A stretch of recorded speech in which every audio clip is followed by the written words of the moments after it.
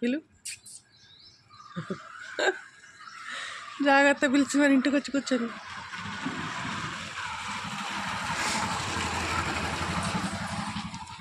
తోక కనపట్లేదు తెద్దామంటే ఇప్పుడు కోతులు పోయి ఇటు బాగా మొదలైద్దేమో మనకు మళ్ళీ ఈ సమ్మర్ అంతా.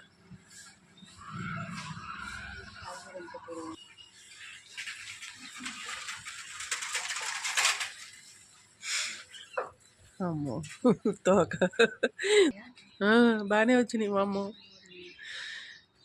కానీ కోతులు అల్లరి చేసినట్టు చేస్తాయి అవి.